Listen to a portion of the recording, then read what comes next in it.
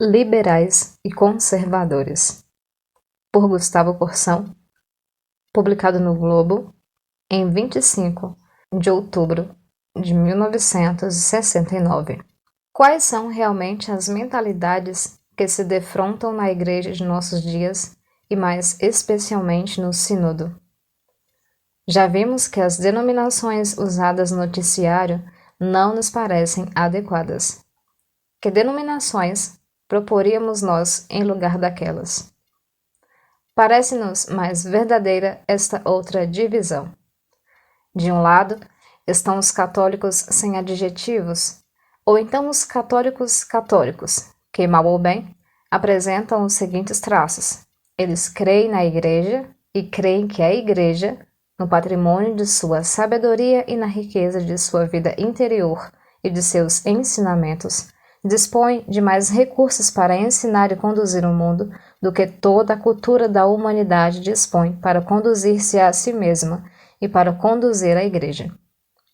Sem deixar de reconhecer e de admirar os esforços dos homens, os católicos sabem que a cultura acumulada e prestigiada pela ida à Lua não tem unidade, nem tem profundidade para resolver os mais humanos e, portanto, os mais graves problemas do homem. O mundo, em seus registros, não sabe como é feito o homem. Possuirá 1000 informações preciosas a respeito das estruturas exteriores, mas não sabe de ciência certa o que convém ao homem na vida de família, no convívio político e, principalmente, não sabe o que mais convém à alma humana. A Igreja sabe como o homem é e sabe ainda mais o que Deus quer do homem. Com esta convicção e com esta certeza de fé, os católicos se habituaram a procurar na Igreja de todos os tempos, no depósito de sabedoria acumulada pelos apóstolos, pelos santos padres, pelos doutores e pontífices e por todos os santos, as respostas às mais altas indagações sobre os problemas humanos.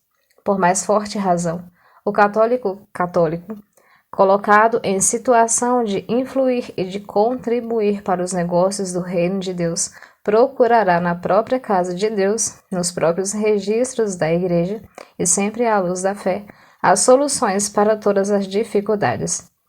Ninguém melhor do que a Igreja poderá conhecer as delicadezas dos problemas eclesiais, e nenhuma ciência do mundo poderá trazer mais do que uma subalterna ciência exterior e menor, que só será proveitosa na medida em que puder ser assimilada e norteada pelos critérios espirituais.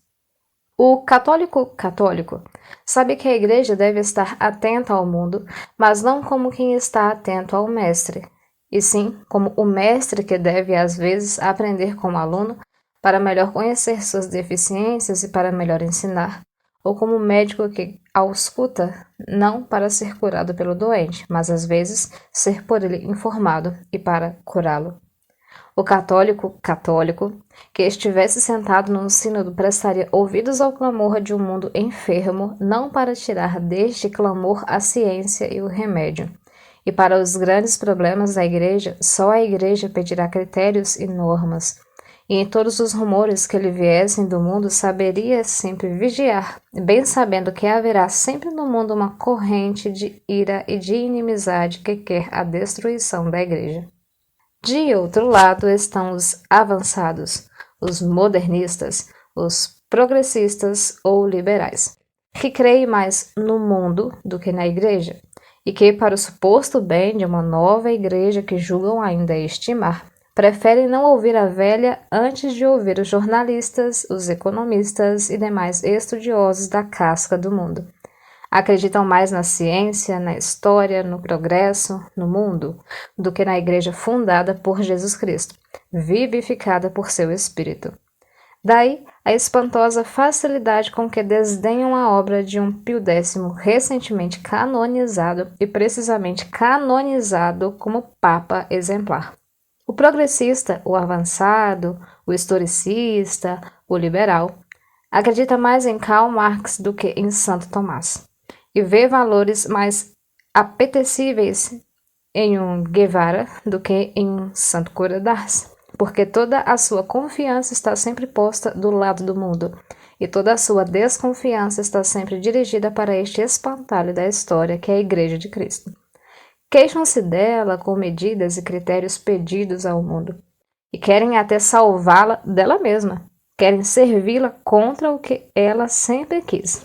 E para isto, nada lhes convém mais do que os critérios da história, do progresso, da ciência e da técnica.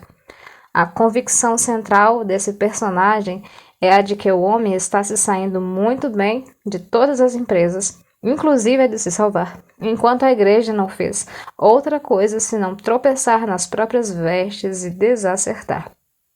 Debalde lhe dirá o católico que a igreja tem sua vitória no céu e que Jesus Cristo, nosso Senhor, deixou bem claramente dito que seu reino não é deste mundo. Debalde lhe dirá o católico que o mundo está condenado e que a igreja vive e sobrevive para acolher os sobreviventes do naufrágio final. Jamais se entenderão esses dois homens, a não ser que o católico apostate ou que o progressista ou liberal se converta. E a obra comum que apresentarem será tanto pior quanto melhor imaginarem que é. Dois católicos podem divergir de mil modos em questões que se referem às coisas da Igreja, podendo ainda essa divergência ser aproveitada em benefício das almas. O entendimento torna-se impossível e inaproveitável o desentendimento quando o católico percebe que esperam dele a renúncia de seu critério central, que é o próprio mistério da Igreja. Temos a firme convicção de que só haverá lucro real para a Igreja se em tais eventualidades os católicos souberem repelir os critérios progressistas, cientificistas, historicistas, seculares, com a mesma energia que Jesus repeliu a secularização esboçada por Pedro, retro satana. Realmente o que está em choque na Igreja de nossos dias é o lado católico, que tira da Igreja todos os seus critérios, e o lado progressista ou liberal, que acredita mais no século do que na revelação. Ainda há homens na Igreja que creem na Igreja e creem na absoluta superioridade da Igreja sobre o mundo que precisa dela para salvar-se. Mas cremos que já são mais numerosos os homens que acreditam na absoluta superioridade do século e que, na melhor das hipóteses, ainda desejam recuperar a vetusta organização filantrópica, se essa veneranda recalcitrante se corrigir de suas antigas intransigências e resolver aceitar a mãozinha estendida da mundanização.